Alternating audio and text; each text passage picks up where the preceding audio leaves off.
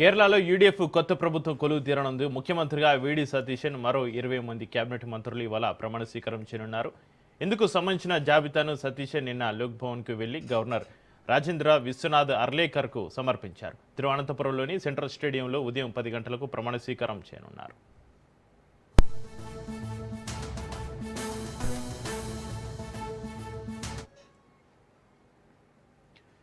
సతీశన్ మంత్రివర్గంలో Ramesh Chennithala, Muraleedharan, KPCC chief Sunny Joseph సహా పలువురు కాంగ్రెస్ నేతలకు చోటు దక్కింది. కేరళ అసెంబ్లీ స్పీకర్గా సీనియర్ నేత తిరువాంచూర్ రాధాకృష్ణన్, డిప్యూటీ స్పీకర్గా షానిమోల్ ఉస్మాన్ను ఎంపిక చేశారు.